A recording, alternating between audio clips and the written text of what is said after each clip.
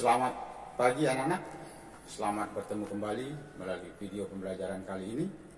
Harapan Pak Guru anak-anak, ya, kita semua tetap sehat, tetap semangat, sehingga bisa mengikuti pembelajaran ini ya dengan baik. Baik anak-anak, ya, pembelajaran minggu yang lalu ya kita bicara tentang tema 2, yaitu selalu berhemat energi, dan subtema satunya adalah sumber energi. Nah, pada pembelajaran ini kita masih belajar tentang tema 2, selalu berhemat energi, tetapi sekarang kita masuk subtema 2, yaitu manfaat energi. Perhatikan di layar anak-anak. Nah, di subtema 2 ini anak-anak kita bicara tentang ya teks petunjuk. Apa itu teks anak-anak? Teks itu adalah serangkaian kalimat yang dituangkan dalam bentuk tulisan. Itu namanya teks. Teks petunjuk ini di dalamnya anak-anak ada isinya. Apa isi dari teks petunjuk itu? Ya, berupa arahan untuk melakukan sesuatu. Kemudian, apa tujuan daripada teks petunjuk itu? Ya, tujuannya adalah untuk menjelaskan ya penggunaan atau pembuatan sesuatu. Kemudian bagaimana kalimat dari teks petunjuk itu anak-anak? Kalimatnya ya berupa kalimat perintah. Kalimat perintah itu anak-anak adalah kalimat yang menyuruh untuk melakukan sesuatu kepada orang lain. Kemudian apa saja hal-hal yang harus diperhatikan anak-anak di dalam teks petunjuk itu? Ya, ada 2. 1, cara atau petunjuk ya harus disajikan secara berurutan. Berurutan itu artinya tidak dibolak-balik, tidak diacak. Kemudian bagaimana bahasa yang digunakan anak-anak di dalam teks petunjuk itu? Bahasanya harus mudah dipahami, harus jelas. Dengan demikian anak-anak, apa yang diinginkan dari teks petunjuk itu ya bisa dimengerti ya oleh orang lain. Baik anak-anak, perhatikan di slide. Ini adalah contoh dari sebuah teks petunjuk. Petunjuk membuat kipas kain. 1. Siapkan kain beberapa bilah bambu panjang 27 cm, lebar 1 cm, dan tebal 2 mm. Kawat kecil, paku, lem, kayu, dan gunting. 2. Lubangilah semua bilah bambu di salah satu ujungnya. Hati-hati saat melubangi bilah bambu. Mintalah bantuan gurumu jika kamu merasa kesulitan. 3. Tumpuklah bilah bambu, lalu masukkan kawat pada lubang untuk menyatukan bilah bambu. 4. Rentangkan bilah-bilah bambu di atas kain. Gambarlah pola itu bentuk. Gambarlah pola kipas pada kain sesuai dengan lebar bilah bambu yang telah direntangkan. 5. Perhatikan anak 5. Guntinglah kain sesuai pola ya. 6. Letakkan ya kain di atas rentangan bambu dan rakitkan ya dengan lem. 7. Diamkan selama beberapa menit untuk mengeringkan lem. 8. Kipas kain buatanmu siap digunakan. Nah, perhatikan anak-anak, Pak Guru akan menjelaskan di sini petunjuk membuat kipas kain ini. Apa di dalam teks petunjuk ini anak-anak? Apa isinya? Ya, isinya ya arahan untuk melakukan sesuatu. Melakukan sesuatu apa anak-anak? Melakukan untuk membuat kipas kain anak-anak. Itu isinya. Kemudian apa tujuannya? Tujuan daripada teks petunjuk ini jelas anak-anak, untuk menjelaskan pembuatan atau penggunaan sesuatu. Penggunaan sesuatu apa? Yaitu pembuatan tentang kipas kain. Kemudian bagaimana kalimatnya anak-anak? Dari kalimat nomor 1, dari kalimat petunjuk 1, 2, 3, 4, 5, 6, 7, 8. Ini semua merupakan kalimat perintah.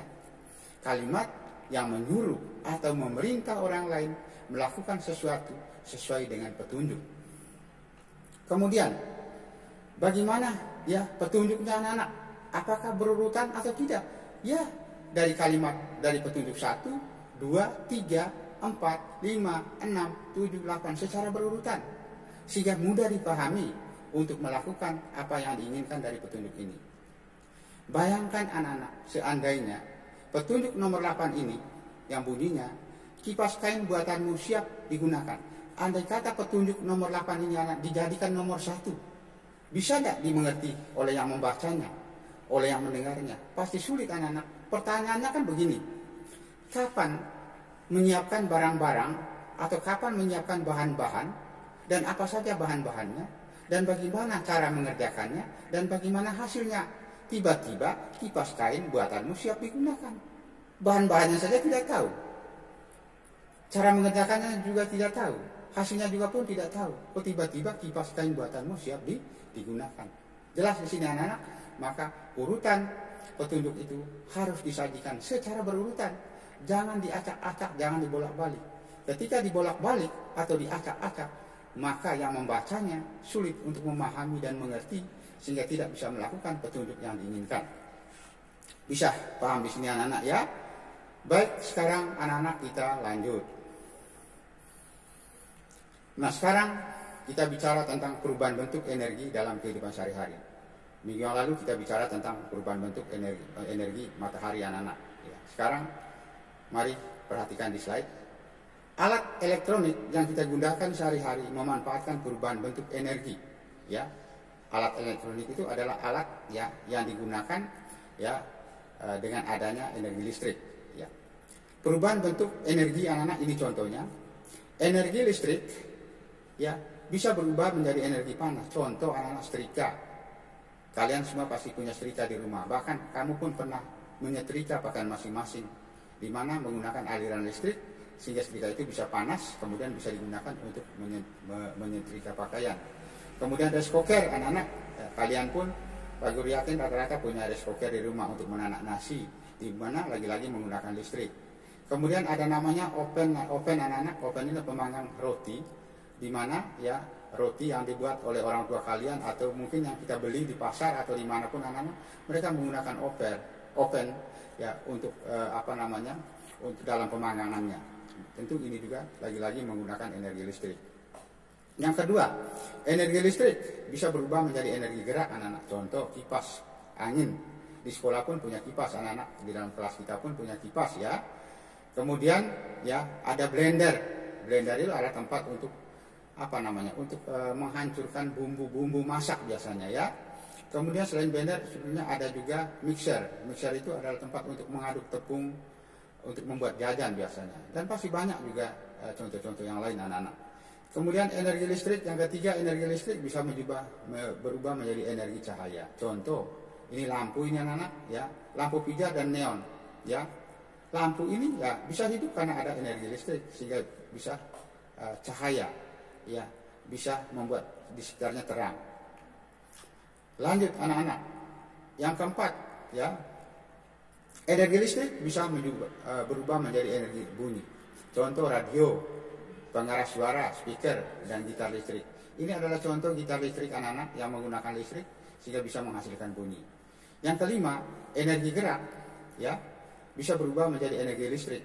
Ya, contoh air terjun menggerakkan generator pembangkit listrik ya. Yang keenam ya, energi kimia bisa berubah menjadi energi listrik, contohnya baterai dan aki digunakan untuk menyalakan peralatan listrik. Kemudian yang ketujuh, energi kimia ya bisa berubah menjadi energi gerak, contoh makanan yang dimakan sebagai sumber energi untuk tubuh. Ini makanan anak-anak, ada nasinya, ada tempe, ada tahu, ada sambal, kemudian ada sayurnya, kemudian ada ikannya. Bayangkan anak-anak, kalau kita tidak makan, pasti badan kita lemas, pasti badan kita tidak berdaya, tidak bisa melakukan berbagai macam kegiatan, entah itu kegiatan belajar, kegiatan berolahraga, atau kegiatan yang lainnya. Maka makan ini merupakan sumber energi, ya, energi kimia yang bisa berubah menjadi energi gerak. Kita bisa bergerak melakukan apa saja kalau kita, ya, perut kita diisi dengan makanan yang cukup. Baik, anak-anak, kita lanjut. Pemanfaatan hewan dan tumbuhan oleh manusia. Ya, pada pembelajaran sebelumnya, di mana hewan dan tumbuhan ini adalah anak-anak merupakan sumber daya alam. Tidak perlu Pak Guru jelaskan lagi sumber daya alam pengertiannya. Hewan dan tumbuhan dimanfaatkan sebagai bahan makanan, pakaian, obat-obatan, dan kerajinan. Contoh pemanfaatan hewan oleh manusia, anak-anak.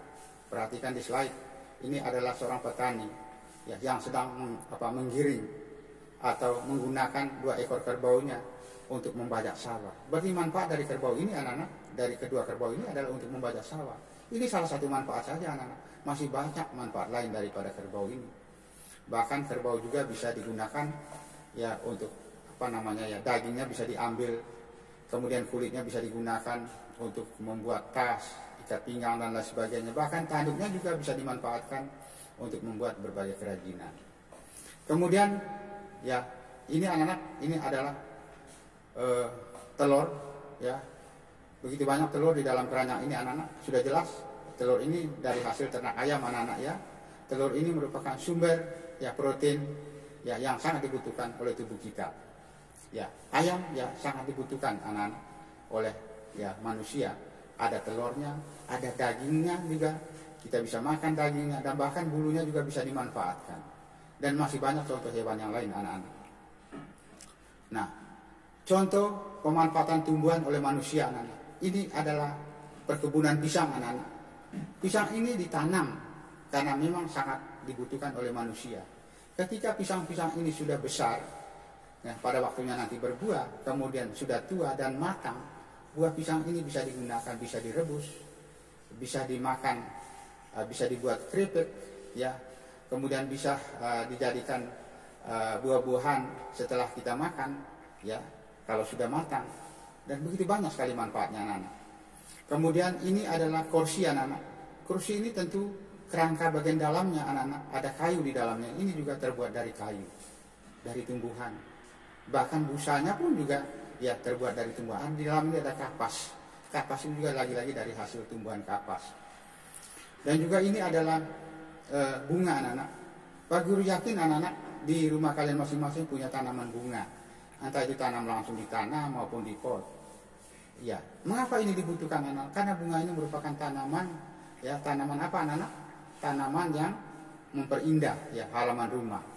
Tanaman hias ya, untuk ya memperindah halaman rumah. Kemudian ini ada berbagai jenis sayuran. Lagi-lagi ini adalah berbagai jenis tumbuhan. Di sini ada terong, ada labu, ada ada picai atau kol. Ya, semuanya ini merupakan jenis sayur-sayuran, ya, sejumlah jenis sayur-sayuran yang digunakan oleh manusia untuk memenuhi kebutuhan hidupnya. Baik, anak-anak, kita lanjut. Pelaksanaan hak dan kewajiban. Apa itu hak, anak-anak? Hak itu adalah segala sesuatu yang kita peroleh dari orang lain. Entah itu dari orang tua kita, entah itu dari masyarakat, entah itu dari sekolah. Sebagai siswa, anak-anak kalian punya hak untuk mendapatkan ilmu pengetahuan dari guru, dari sekolah. Sebagai anak, kalian punya hak untuk mendapatkan perhatian dan kasih sayang dan tanggung jawab dari orang tua kalian.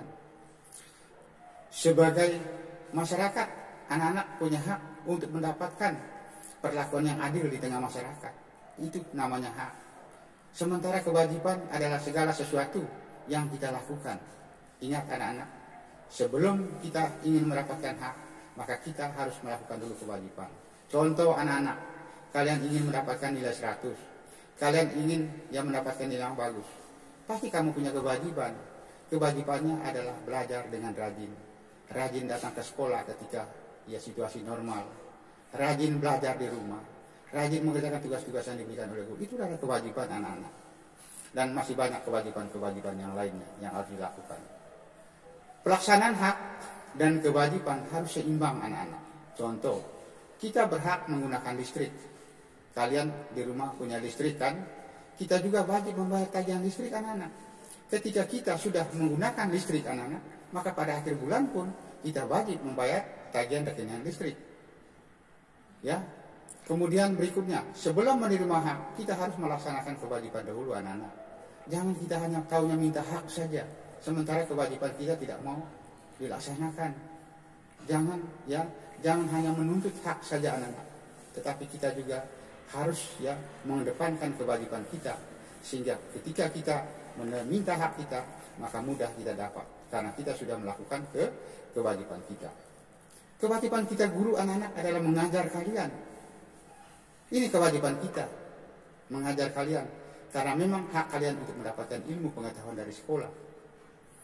Tetapi guru juga punya hak anak-anak.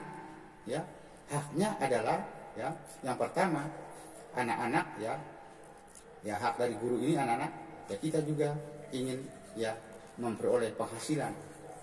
Dari mana anak-anak? Dari kewajiban anak-anak, dari kewajiban orang tua kalian membayar SPP dan yang lainnya di sekolah. Oleh karena itu anak-anak, orang tua ya kalian merupakan punya kewajiban untuk membayar administrasi sekolah. Ini adalah bentuk kewajiban.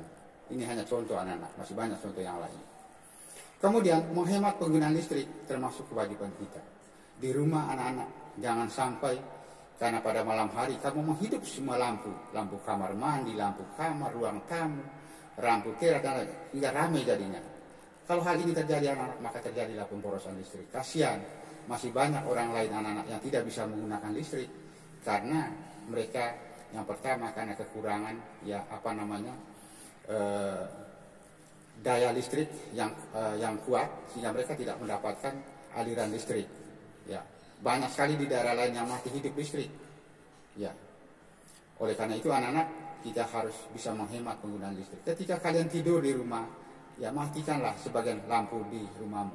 Mungkin hanya salah satu lampu saja yang bisa hidup ya, yang dihidup ya. Mungkin lampu ruang keluarga barangkali atau ruang tamu ya salah satunya. Jangan semua lampu dihidupkan. Baik, kita lanjut anak-anak. Sekarang kita bicara tentang menyanyi dengan notasi angka. Ya, notasi angka. Ingatlah kembali anak-anak not angka yang telah kamu pelajari sebelumnya. Dalam menyanyikan sebuah lagu, simbol nada tidak hanya diwujudkan dengan not angka, tetapi juga dengan not balok. Apa itu not angka anak-anak? Not angka adalah not yang dilambangkan dengan angka-angka. Do, re, mi, fa, sol, la, si, do, si, la, sol, fa, mi, re, do. Dilambangkan dengan angka-angka. Kemudian apa itu not balok anak-anak? Not yang dilambangkan dengan gambar. Perhatikan anak-anak, baik not angka maupun not balok sama-sama berfungsi untuk mempermudah dalam mempelajari sebuah lagu. Itu hari Pak Guru pernah memberikan tugas kalian anak-anak untuk menyanyikan lagu Lir-ilir-ilir. Nah kalian ya sudah bisa menyanyikan dengan baik lagu tersebut karena kalian mengetahui ya not dari lagu tersebut, terutama not angkanya. Itulah fungsi dari not anak-anak untuk mempermudah mempelajari sebuah ya lagu. Baik anak-anak ya, demikian pembelajaran kita kali ini. Ya mudah-mudahan apa yang tersaji melalui video pembelajaran ini anak-anak merupakan ya semangat untuk anak-anak untuk terus belajar di rumah ya. Dan jangan lupa anak-anak tugas yang Pak Guru berikan tolong dikerjakan ya. Jangan diulur-ulur waktu. Karena kalau diulur-ulur waktu, pekerjaan itu semakin menumpuk dan yang rugi adalah kalian sendiri. Akan kesulitan mengerjakannya. Lagi-lagi juga guru sangat sulit memeriksa pekerjaan kalian kalau kamu terlambat mengirimnya kepada Pak Guru. Mudah-mudahan anak-anak ya tetap semangat, tetap rajin, dan tetap sehat. Ya, harapan berikutnya Pak Guru, ya mudah-mudahan anak-anak ya tetap menjaga jarak pada saat di rumah dan ketika keluar rumah ya keluar seperlunya saja. Dan jangan lupa memakai masker. Mudah-mudahan situasi ya yang mengancam kehidupan kita kalian anak cepat berlalu sehingga kita bisa belajar tatap muka seperti biasanya ya, seperti sedia kala. Mudah-mudahan anak-anak kita berdoa akhirnya selamat belajar ya, selamat ya menjalankan ya tugas yang diberikan oleh guru di rumah sampai bertemu kembali. Sampai berjumpa kembali pada episode selanjutnya. Salam DJTM. Terima kasih.